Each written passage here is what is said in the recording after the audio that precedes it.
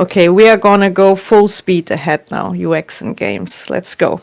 Okay, what are we gonna look at today? Give you a quick intro to who I am. Then we're also gonna quickly look, what is UX actually? It's like a fabled animal. Everyone has their own opinion a little bit, And then we are going to look, or I'm going to show you a couple of tools that, how I approach making games. And it's basically what I think is a good user-centered design process to make stuff. And then if we have time, let's do a Q&A. Okay, so let's get started. Who am I? So I'm Jasmin. I have worked on games now for over 10 years. As you see, I've mostly been in Finland for the last 10 years at least, and these are some of the companies I worked at. The games I worked on really the longest throughout those 10 years were No Man's Land at Next Games, and then the last 5 years I worked on Pax D. So I did mobile, and I did, like, we can say AAA because it's on PC, I guess. But as you can see, I've spent a lot of time on these games, like 5 years to make an MMO. And I think at least 3 years I was on No Man's Land, which I joined just right after its release, which was really cool. I can really recommend working at companies that work with IPs, which is a very strong business case nowadays, to work with stories people are familiar with, and there is a lot you can learn about that. So yeah, these are some of the things I worked on, maybe you have heard of. Okay, let's continue. So what is UX? So this is, a bit broad. I wanted to reach people here who maybe who have maybe only heard of parts of what UX is, but I want to give you just very quickly a picture of how broad it really is. So what is this thing, this mystical thing? So for the history, there is a guy, his name is Don Norman. He invented the term user experience, and he was the very first user experience architect at Apple in the 80s. And he said, and came up with this premise that user experience encompasses all aspects of the end user interaction with a company, its services, and its products. So that's quite vast, right? Like what? Like not just my game or not just my app, but like the way we service people, like even like, for example, when they write a ticket to get help, or they try to look at the company's websites. Yeah, it's pretty much everything, from the App Store also to finding, your product or game to, in the end, to the end game specifically. But back to Don Norman, I think he put it very well, and he has also done a lot in the space, of course. So what is he known for? He wrote the book, The Design of Everyday Things, and through that, he talked a lot about doors, which are nowadays known as Norman doors. And I think they are a very beautiful metaphor for you to think about UX, because for him, doors, as you see, there are doors, like there are pictures of doors, and they have like little labels that say pull. Now that means the door is not intuitive how to open the door. You can also check in your day to day, how often are you annoyed at things that you used.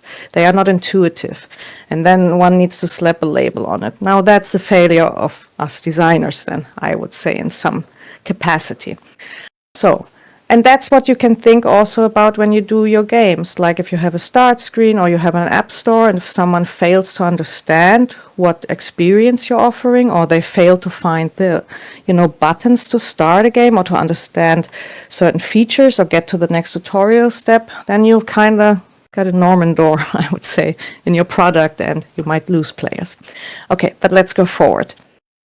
I really like to add this like a QB model. It doesn't really matter what this is, but I just want to show you also UX is really just an umbrella term often for many things that cover experience of, players or users. So it goes from, user goals to business goals. How are they, where is the overlap for those? To the basic stuff that most of us know, like, hey, making the interaction design, making the wireframes, for example. But there are so many things, and that's something also I learned through the last 10 years, that, for example, working closely together with marketing is quite important. People who market your game need to understand, how does it work? Why is it better than another? Or what is really unique about it and cool? And how is that told to the players? And who should they even market it to? Marketing is very expensive. Better make sure you use the right channels, for example. So there are so many things to think about. So, for example, that's where user research and marketing are connected to a certain extent. But yeah, this is just to give you an idea that, wow, there are really many things that UX touches or covers, but, and something just that we all should think about. But I'll get more towards it. But how now do you learn more about UX? There are some tools. For example, there's the stages of UX maturity that you can check out at the Nielsen Norman Group. Yes, Norman, like Don Norman. He made this website with his friend, and they came up with these really cool usability principles, and they also helped create a lot of strategy in the field of UX. So if you want to you have a company or you're going to make one, you can think of, what should my company's UX maturity be, which is about, do we care about UX and we want to be a user-driven company, or do we just, we just leave it be, whatever? So there is a little ladder for us, which we can also gamify in a way. Now, how do you get better in this whole UX thing about the maturity? You have to apply strategy. These are really high. I'm not going to go into detail with them. You should check them out on the Nielsen Norman Group. But this is what business strategy is called. Just like other people, in your company, think about the business. UX designers are also part of it, and business people should think about UX strategy, because there is a return of investment of doing UX, understanding people and making the right things for them makes you earn more money. It's very, very basic. So UX strategy is basically cut down or broken down in these three things where, there should be a vision, what could be the future state of UX in your company look like or in your product. Then you make goals or milestones to measure if you've achieved them, and then also, okay, how do we get there? But these are just to give you an idea. UX is not just, a couple of words that people have thought about how do we really get better in UX from a business standpoint. And I highly recommend checking out the Nielsen Norman website. Okay, let's go forward to what you usually think of what UX is, or what I also believed maybe back in the days what it was, or what many people out there think UX is. It's the interface, right? So here we see Clash Royale, or this is the Magic the Gathering client on PC. So interfaces, which is not wrong. I mean, there is a lot of UX happening here, but the interface itself is also the beautifully drawn pictures or colors and many things. Here is the art part as well. This is dressed up, UX dressed up. So, and as you see, these are full UI screens, right? There's nothing happening in the background. This is it's an interface. There is a lot of navigation patterns going on that you see, or what right away maybe falls into your eye are these call to actions, playing the game or go in battle, which is one of the big learnings, especially from the past 10 years of mobile games. You open the game, and the faster you get to the action, the more sticky your game will be. So there's a big button when you open Clash Royale to just go battle. Now this is probably already a couple of years old. The game has scaled, but I doubt that has changed. So what's another example of the interface? This has got a war. You see there is a lot going on here, not only navigation, but sometimes game designers come up with really fun systems that have a lot of information, and then the interface needs to accommodate all of that. For example, in this case, you have a enchantment system with different sockets of gems that need to be selected, and there's different information about all of them. And then how do I, as a player, compare this to the current stats of my character? These are quite detailed flows to figure out, only to figure out this system and how to to do the whole flow of, okay, I select an enchantment and I equip it to a socket and I check how it changes the stats. That's a lot of steps and a lot of different feedbacks. This is where the UX comes into place again. And one last one. Now, in comparison, for example, to these two, which were pretty like plain, okay, maybe here you have a character you can rotate, but here you see what we call the HUD, and there is a second-to-second gameplay in the background, which this is, for example, League of Legends Mobile. Who would have thought that it's possible to get this game on that small a screen, but here it is. And of course, you know, the interaction, how to execute a skill is a bit different, but you still have the mini map and you have the different lanes. I mean, this is quite hardcore game, I would say. But you see how much is going on here. Not only do you have a mini map and you have buttons to execute skills or attacks, you also need to have the same feedback as in the actual game on PC. If you wanna, you need to be able to aim a skill. There's a lot happening here in the HUD that is not just the 3D world that's happening, or 2.5D world, you know, probably 3D in this case. So if you would take all of this away, what would be left? Not that much. But you can also imagine this game is not really playable without the amazing interface and UX that is happening here. But also this is a very, you know, hardcore game, very heavy to understand everything and execute. So this is for very specific people, for example, maybe not really for if I prefer playing Stardew Valley at my age. So, okay, so, but I really want to show you difference between the user interface and UX. Oh, and I really need to speed up. So very quickly, here you see a wireframe. I took this screen from this amazing blog, Game Designer 101 from Andrei Pavlov.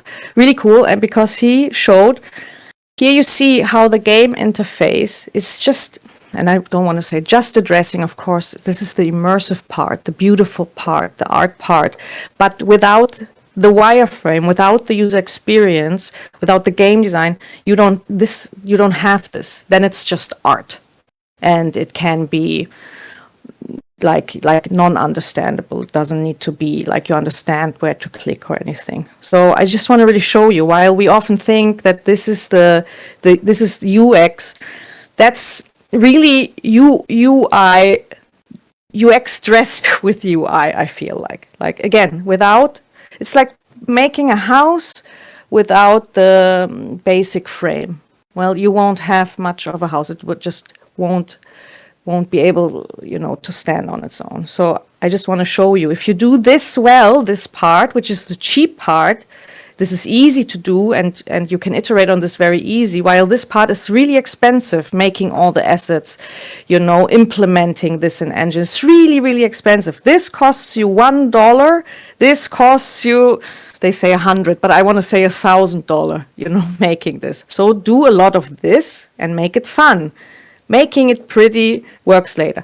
Now, I'm not saying that the art is not important, but I think art can also then work on mood boards and other ways to try to make the immersion amazing and everything, while waiting maybe for game design and UX to make something cool. And they can work together for sure. But yeah, just that's important. So why does it work? Very quickly, there's a thing called Gestalt psychology. This Gestalt psychology is like basically explaining you why we perceive these characters as part of a roster, for example. There is this part of proximity. When we look at things and they are together, then we think they belong together. And also the same again, for example, now we have proximity, but then there are things that are more similar within this.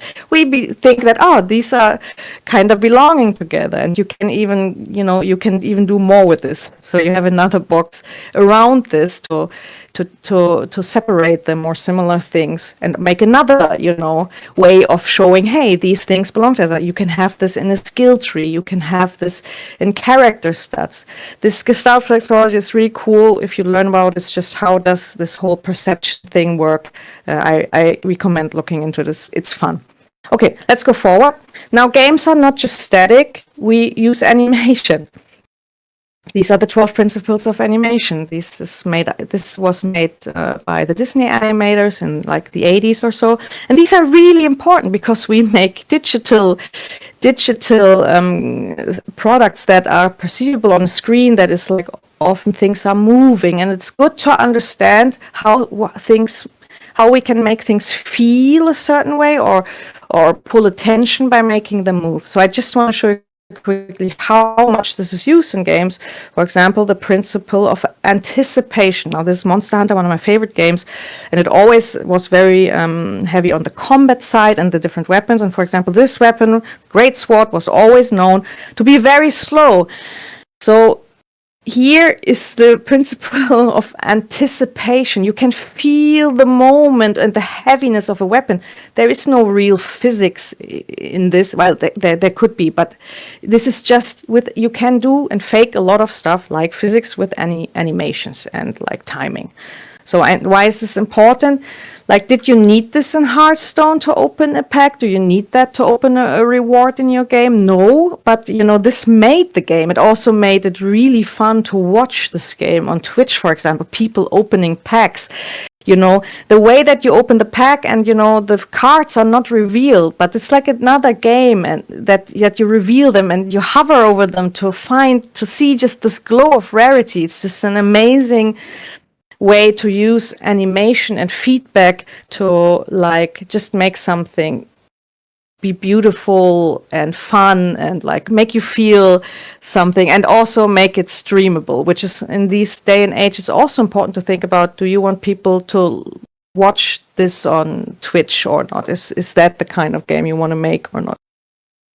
But Hearthstone did this and it was amazing, and I just think that's something important to think about. Now here is the last example for this is Fortnite. You see that there's again a bit of anticipation in this, like the weapon slows a bit down after the hit of gathering the resources. But why I especially love this, how much is going on here. This is a basic resource gathering interaction. So not only does this character have a weapon, which by the way, I think the animation, there are differences on the weapon, like in animation, like it opens this little thing. Then the resource you are hitting is shaking, giving you more feedback that you indeed have hit this object, for example. And then there are several things additionally happening. For example, the resource is flying out. There are little 3D objects, but that's not the only thing. There is a counter here, for example, with the 2D icon of this. And that's not even the last one, which, tells you also how much you gather. There is another stat here in the HUD that shows you how much of this resource you have. And then again, another thing that they added, which was really cool, because resource gathering is kind of boring. So they added this feature that I forgot the name of.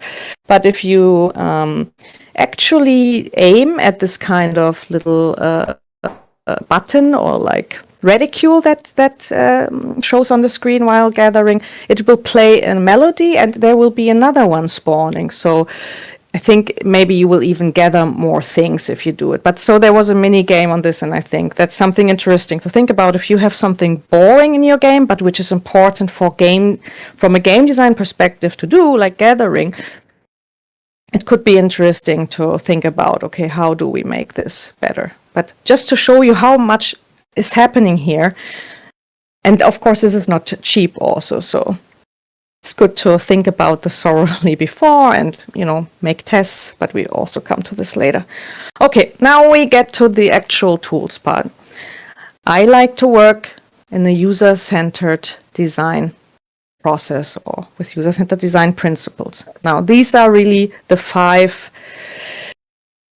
like we also say, design thinking principles, but I feel like this is a bit muddled, but just 5 really standard ways to make something is like you research the people or the audience, you define what you found here, then you ideate, you prototype, and you test. So let's go through this. What's the research part? Well, I mean, if you make something, and again, it depends. Do you make games just for art, so for yourself? Then you don't need this, because you just make it for yourself. But if you want to make games commercially and earn money, then you need to think about who are you making this for. So there are many ways to do this. This is, for example, an example from the Quantic Foundry. They have audience profiles. Are you catering to more male, more female? What's their age? It's like, what other games they like. This is good to think about. Like, who do we want this to buy? Like, I want to make this cool thing. Who would buy it? And because, for example, maybe you want to pitch somewhere to get money to make your game. So it's good to have a business plan that also states, well, there are these people and we want to serve them. And the game that is actually talked about here, one of the biggest games in the world, it's Minecraft. And this was a couple of years ago, metrics around the game, which was interesting. You can find really a lot about this on the Quantic Foundry.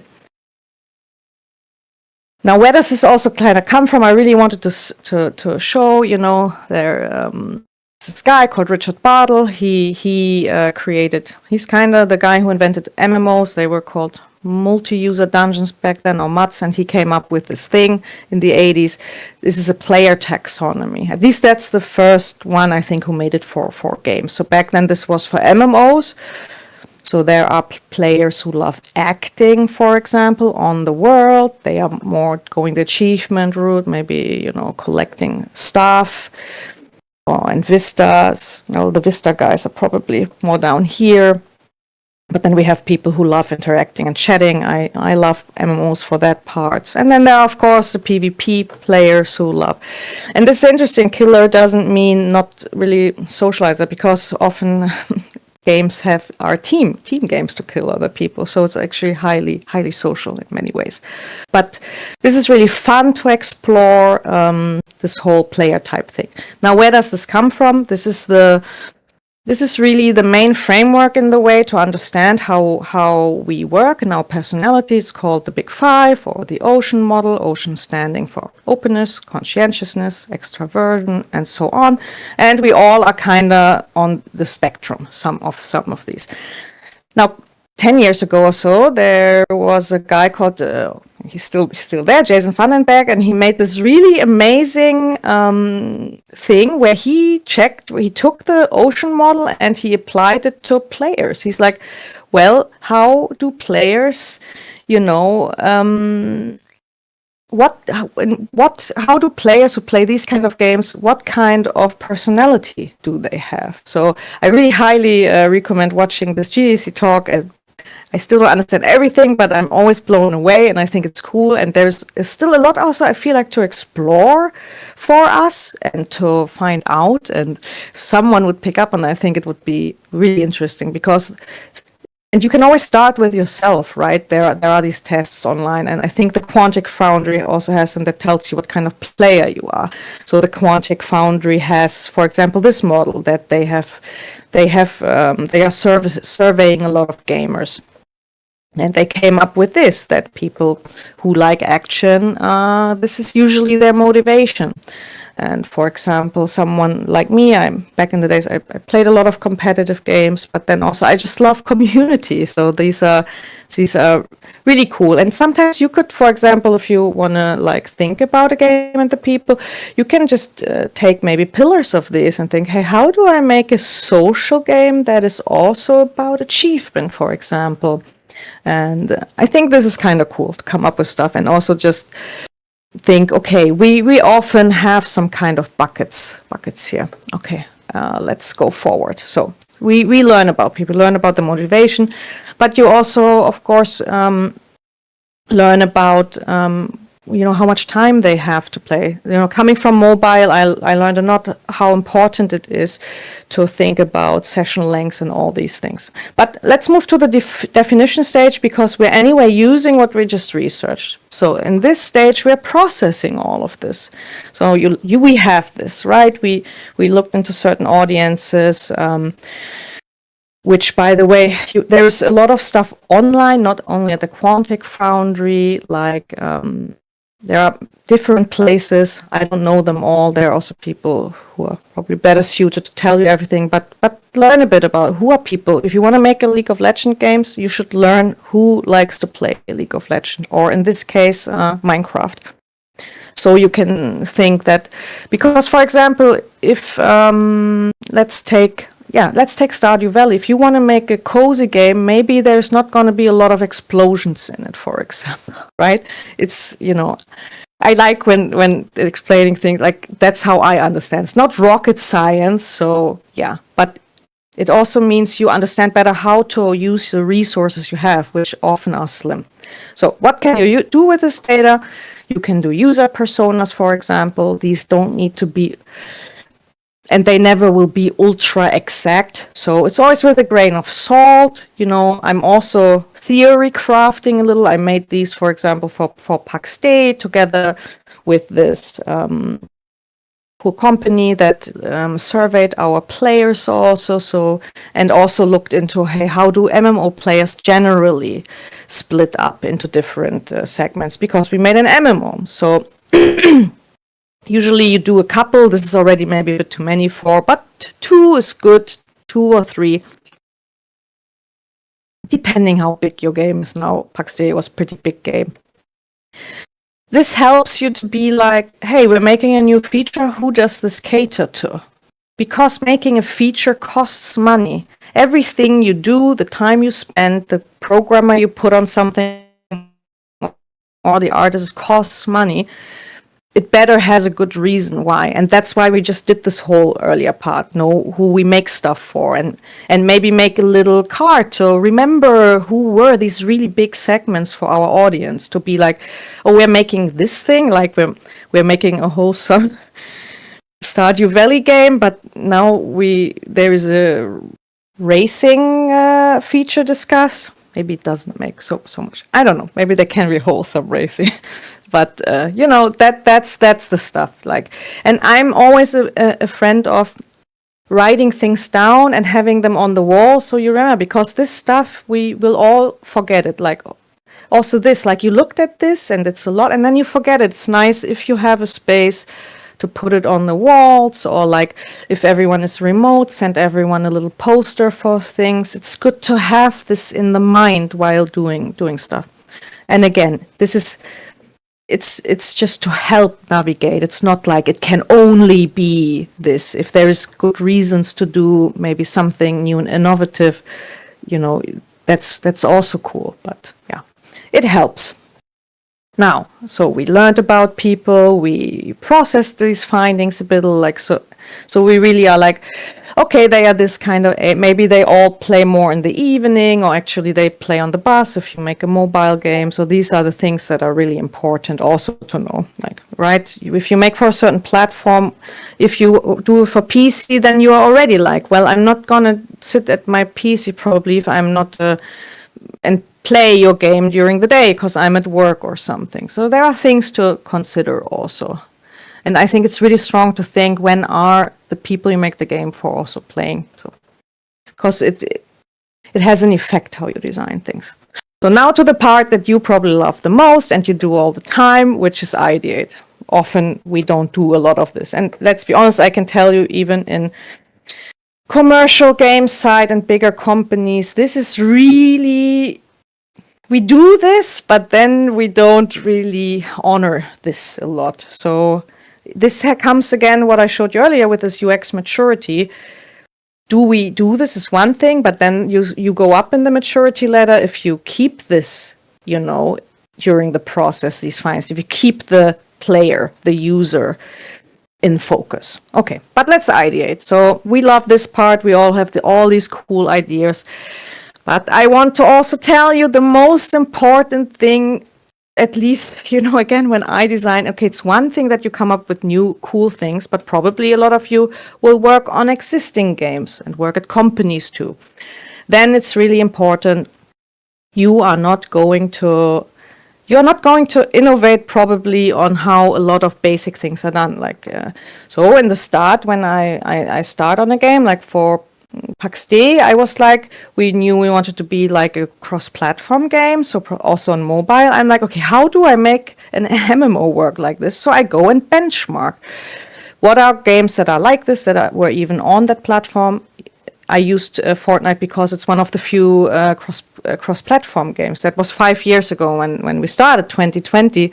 There weren't many. It was like Minecraft and this. But it was a good place to start. You don't need to reinvent the wheel.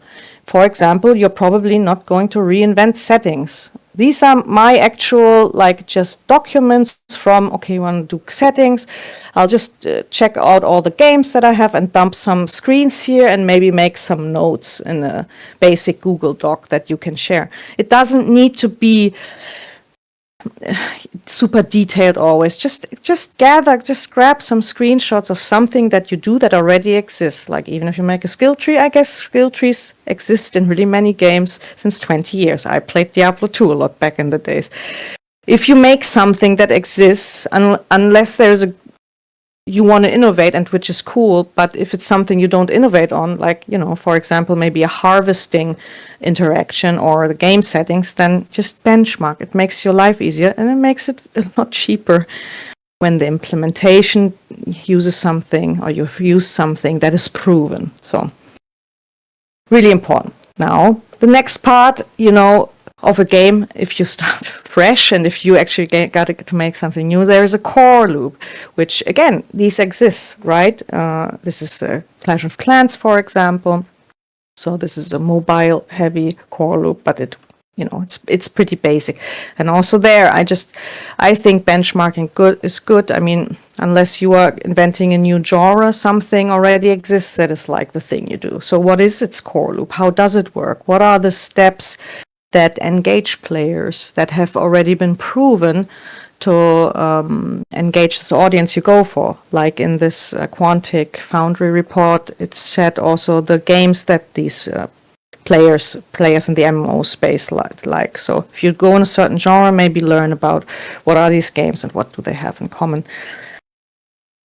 So another thing about the core loops, I think they are really cool. I'm not that kind of ultra systems designer who understands all that very discriminating, but I always want to show it because I think it's cool, and it's cool to learn about it, because this can be broken down to UX. So these loops, people come to your game, they have a mental model, like either, for example, they are familiar with a genre, then they know certain interaction patterns already, or they don't.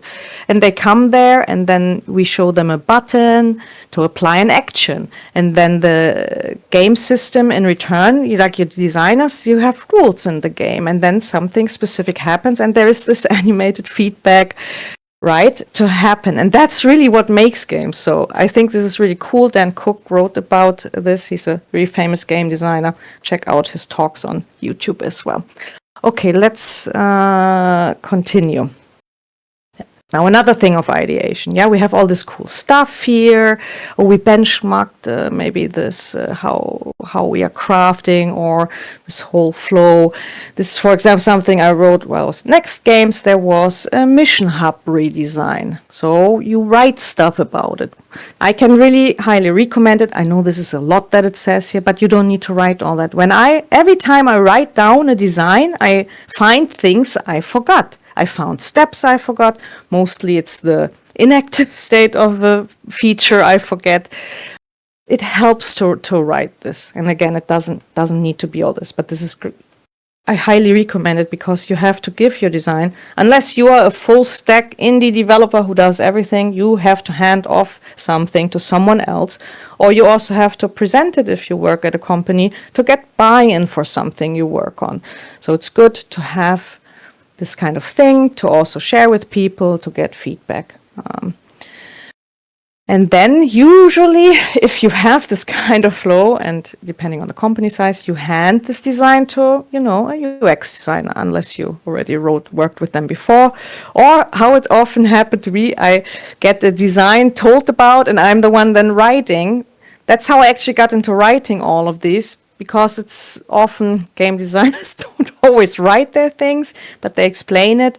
And then I write it down and make these kind of flows also in Sketchway, so I understand even what are we doing here. So this was actually for this kind of mission hub in the Walking Dead, which is like, okay, I can select the season and there are events and offers. And you see there are many different ways to do this. Do we have card tiles or maybe a scrollable list? And again, I want to remind you, this is very, very cheap. Just draw badly on a whiteboard, in a Jamboard that you can have remote to leave ideas. Like, things will crystallize from this. I think it's good. And then later also there's some kind of sitemap. It's not really that often done anymore, but this helps the more complex a feature is,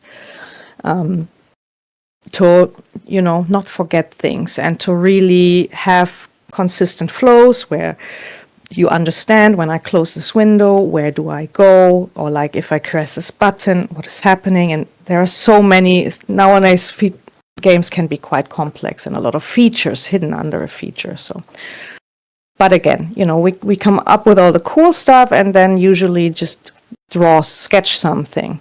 Or like then the part that comes after, or sometimes, we skip this too. We do it in the Figma, but actually I kind of skipped this slide somewhere. It looks like okay, but that's fine. I think actually I show it in the prototyping. Very good. So this is just the ideas. Keep it simple. You see, there is no dressing. It's just how it works. Okay, let's continue. So we researched, we defined, we ideated, we have some feature ideas, we prototype. That's the fun part also for you, right? We build it, but there are so many ways to build it. Let's take a look. You can build it on paper. You see, you don't need to build it in the engine right away. You can prototype on paper and play through your core loop. You can play through an interaction pattern, like, a resource gathering interaction flow. And even here it's an entire game level. You can test like this is possible. And again, it's very cheap. It takes a little bit of time maybe to get familiar, but you can try it. I just want to show you that there are different ways than just building. Now, another way that was made popular by Kojima is to build it in level design. And there's actually a really cool and old article on Game Developer about this. You can build your game level in Lego. I mean, technically blocking out the level in Engine, it's this, right? You can do it like this. I haven't really done this before, but I thought it's cool. And we had that, some companies, we had Legos to play with. What's important here, it's not detailed. It's a block. Again, we're not dressing things up, making them pretty. We're just having the basic functionality. Now, I really like this Lego thing, and because Kojima made it famous, I just want to show the video quickly. I know it's very bad quality, you can watch it on YouTube, but in the lower left corner, it's Metal Gear 2. In the upper left corner, he uses a little camera to show his Lego level, and it's pretty much what they built in the game. And I always thought it's really cool. It's really smart. This is how you build resourceful. This is how you can test cheaply. Again, this is cheap. Pretty much. Okay, nowadays it's become maybe cheaper to build in Engine and block out than maybe, what one was this 20 years ago. But I just wanted to show. Okay, now comes the slide I wanted to talk about before. After you make the mock-ups, then many of us go to Figma or prototyping software, and this is what I build a lot. Now, this is from League of Legends, for example. This is the animated or like interactive click dummy of a new feature, for example, how the mission complete,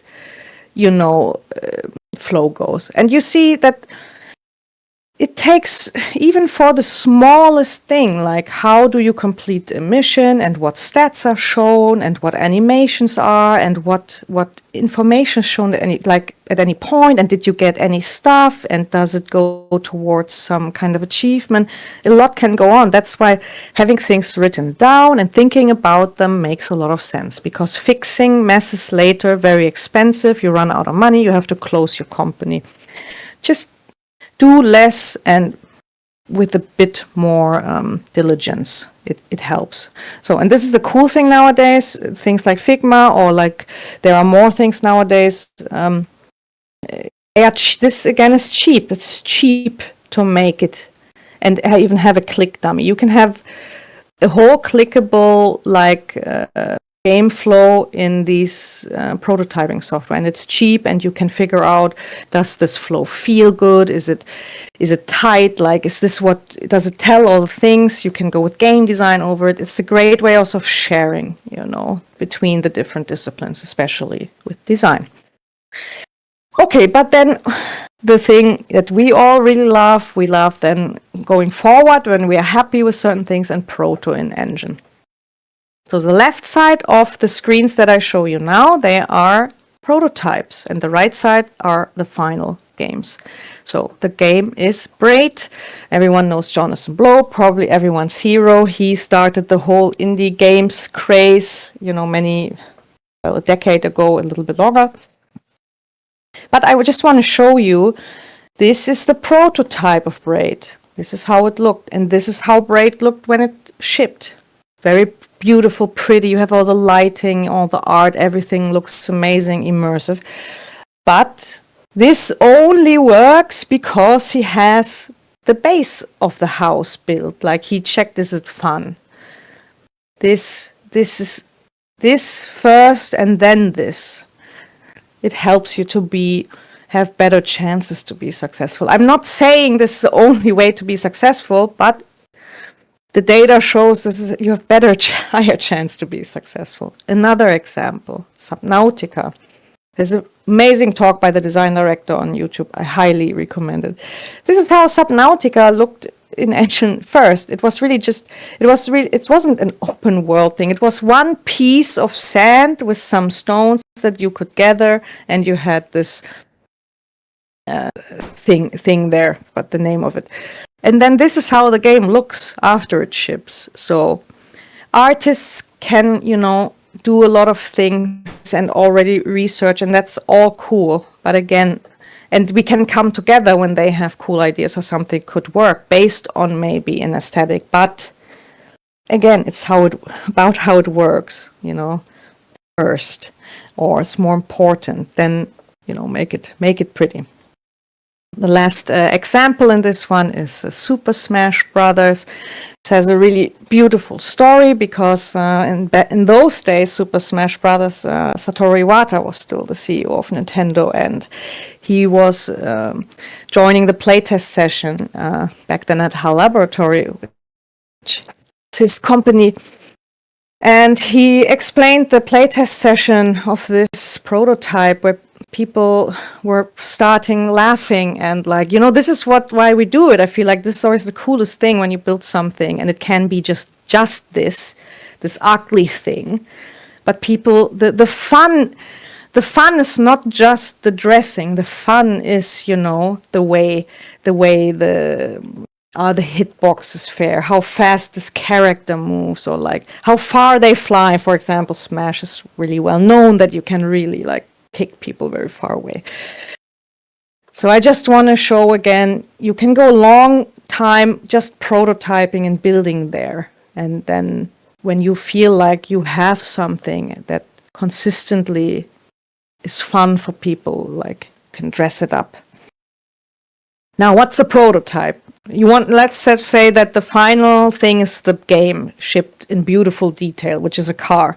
Now, how do we build a car? You don't build a wheel and then two wheels, because what do we want the prototype to do? We want it to get us to the next thing. Like, we want to even know if this car is viable, like if it's worth building a car, making it really, the car being the super pretty thing. So that means it needs to, and the whole point of the car is that does it drive? So we are not going to build a lot of things and then hope after years this works. So how do you build it? You build a skateboard, so you build the shitty thing, the prototype, and it's really slow, but it kind of gives across what you were trying to do. And then, first it only goes, straight, but then you add a little thing here maybe that you can change the direction. So, and that's maybe adding depth and features to extend the design. So then it becomes a bicycle and so on. So it's more like, think of prototyping as in, it needs to have the core of your idea translated. And so you can see how many things are like, you still understand that this was this game. It's all there, most of it. But this is just a really beautiful, polished thing. So you can do this. Like the skateboard still gets you somewhere, the prototype. And later, if you have something that is like, this works. People love this skateboard. People want to drive the skateboard, then okay, let's build it. Let's build the car. So I also want to show, because this is important for games. Again, if you are a solo developer who only wants to make art, this is not important to you. If you want to live from games and make money, this is important to you. You can prototype tutorials and onboarding. This is really, why is this important? I come to your game. Do I understand how to get in the game? Or like, do I understand how to, for example, if you make a wholesome game like Stardew Valley, do I understand how to make my character? And how do I, what is that when you plant something? Do I understand? Like, do I put even things in the start that not only are they understandable, but are they fun enough? Because people will just leave. And I mean, you have left games. Think about it. When is the last game that you really stayed longer than an hour? Why is this important? If you, for example, work at a commercial company first before making your own, it's all about keeping like people engaged and making them find the fun and make it sticky. So this is important. I know sometimes we are like, but for example, this is the idea for a mobile game where it's about also introducing currencies which are part of the business. I also want you to understand that this is business. It's also fun. Like, I like to spend on certain games, but this is also how your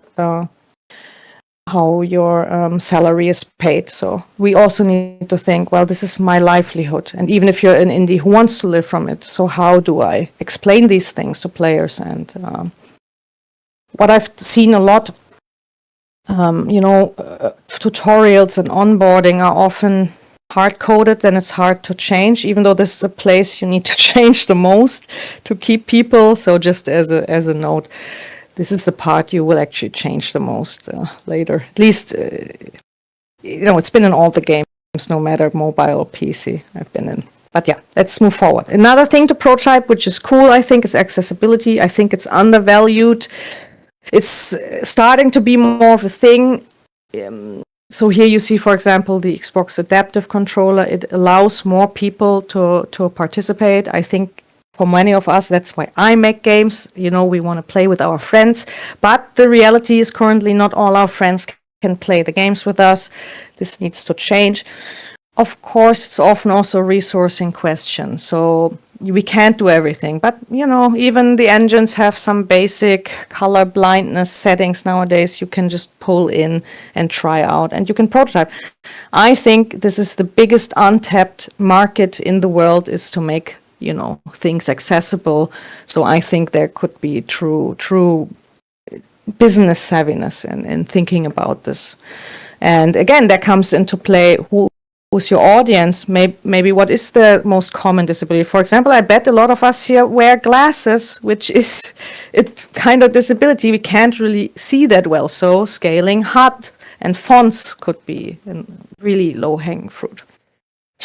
Okay, but let's speed run to the end. Okay, that was prototyping. Okay, the very last thing, testing. We did all this. Do you know if it works? You only know if you test it. You need to validate this stuff. We all think we have the most amazing idea. Surely this is fun. Well, let's make sure. To test, you need to have a plan. This is really important. What are you going to test today? What platform are you testing on? Whose responsibility is to set all that up? Whose responsibility is to watch the players and write down the findings? And again, which designers are part of preparing a test plan? And like, if you are in a company, you have help, of course, also from QA. But there's a lot of stuff to do when you test around it, and it's good to have a plan. Like, oh, hey, we just have an idea for. We got feedback on a live game. Maybe this feature isn't working so well. Now we did this change. Let's test it at least in a small scale. Very important. How can you do it? So, for example, in a test lab, now this you only have access to if you work at the big companies. Remedy has one in-house. You should like check if you ever, in the south, or like get them to come over to Kajaani and tell you a bit about that, how they test. So Remedy has a gaming test lab in-house nowadays. And with Housemarque being part of Sony, they have access to the whole Sony suite of testing, which includes eye tracking. But you don't need all of that. Also, if you're an indie or you just want to do something fast, just start testing. Family and friends is one thing. Of course, that's not the same as testing with your actual audience, which if you have money, you can also use things like Playtest Cloud, which we at the bigger companies also use. But testing is important because how do you know this is fun? If, again, you think it's fun, then you only make a game for yourself. But validating is the entire thing about making a business also, and finding the right thing that makes sense to spend time and money on. Okay, let's wrap up. So we have some minutes still for QA. So we research, right? We are like, who do we want to make? We want to make this kind of genre game. So let's look at the audience. Let's make maybe some personas or some findings. Maybe, for example, when I looked at the MMO audience findings, I saw everyone hates how overloaded the UX and the UI is in the HUD. So I made a very minimalist approach to the UI. So it's easy to maybe get in and not have 1,000 things in there. And then you make your features, you prototype, you test. So what are the takeaways? You can refine your workflow to be more user-centric. I believe in you. Again, just think, if you make games for yourself, it's fine. But if you make games others enjoy, then this is the way to do it. Always challenge your assumptions. I feel like it's more a scientific way because you want to be maybe proven wrong. So why would something not be fun? And yeah, I feel like if you take real interest in your players, you can't really go wrong.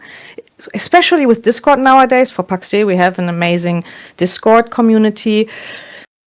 Now again, with a grain of salt, there are a certain audience that will be on Discord, but it's still a good measurement. And of course, if you can validate often and early through testing with even the simple stuff, like with just a paper wireframe or something. And yeah, just keep learning. I can just tell you, I've been winging it the last 10 years. Somehow it's working out, but every day I'm learning, and I'm also always relearning these kind of things that I thought I already knew, because obviously things are changing very fast in our industry, so we need to keep doing that. And these are some of the resources I used. If you want to learn more, these have really been the main things where I learned from, including YouTube. And yeah, also join our UR/UX group. It's on Facebook, if anyone is even on that anymore. And yeah, that was really it. Thank you. And yeah, if we still have time, we could take some questions.